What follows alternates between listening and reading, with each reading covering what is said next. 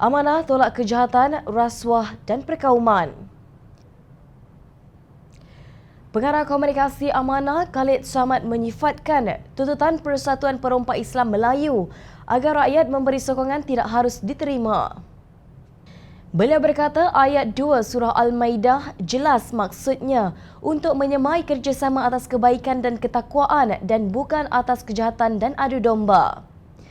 Asas dan tujuan perpaduan adalah penting kalau untuk kebaikan disokong walaupun dengan bukan Islam. Kalau untuk kejahatan ditentang walaupun sesama orang Islam. Persatuan Perompak Islam Melayu menuntut orang Islam sokongnya, mana boleh, katanya dalam laman Twitter.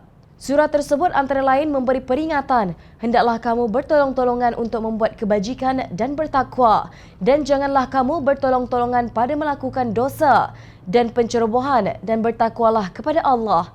Kerana sesungguhnya Allah Maha berat azab seksanya bagi sesiapa yang melanggar perintahnya. Tanpa menyebut mana-mana pihak, Khalid menegaskan orang Islam mesti bersatu membantu usaha ke arah kebaikan seperti menentang rasuah dan perkauman. Kena tolak kerana asas dan matlamat perpaduan ini. PN membantu penjahat dan menanam kebencian, ujarnya. Beliau menyeru supaya tidak menjaja dan menjual nama Islam ketika ingin membela penyamun dan menanam kebencian perkauman dan agama. Katanya perbuatan tersebut bercanggah dengan ajaran Islam.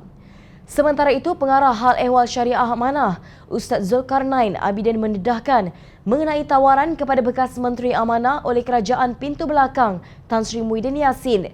Sebenarnya 3 orang bekas Menteri Amanah ditawarkan jawatan yang sama dalam Kerajaan Perikatan Nasional. Semuanya menolak, tulis timbalan yang dipertua Yayasan Dakwah Islamiah Malaysia YADIM di Facebook. Dipercayai mereka yang terbabit ialah bekas Menteri Pertanian dan Industri Asas Tani, Datuk Seri Salahuddin Ayub yang merupakan timbalan Presiden Amanah, bekas Menteri di Jabatan Perdana Menteri Datuk Seri Dr. Mujahid Yusof, Naib Presiden Amanah dan bekas Menteri Kesihatan Datuk Seri Dr. Zulkifli Ahmad merangkap pengarah strategi Amanah Nasional. Pendirian 3 pemimpin amanah tersebut selaras dengan pendirian Khalid Samad yang tidak akan bekerjasama menolong dalam perlakuan yang buruk. Ketika pemimpin amanah masih berkhidmat dalam Kerajaan Pakatan Harapan, mereka sering diserang dengan maki hamun yang dilakukan oleh gerombolan dipercayai penyokong UMNO dan PAS. Namun mereka terus istiqomah dalam melaksanakan mandat yang diberi oleh rakyat, menjawab segala tomahan dan berusaha menjalankan tugas dengan sebaik mungkin.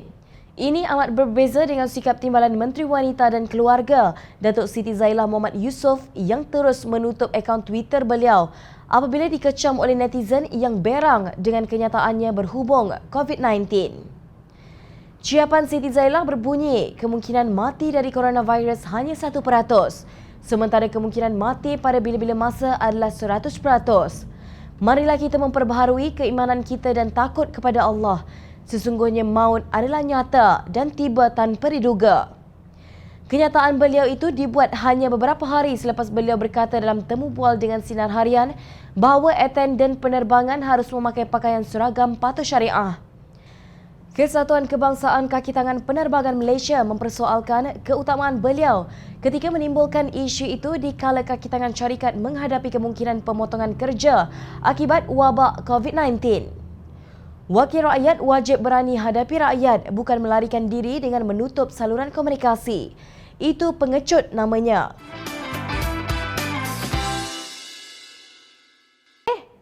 Hai! Jangan lupa klik kanan untuk rentasan berita, klik kiri untuk keratan berita dan jangan lupa untuk subscribe kami tau.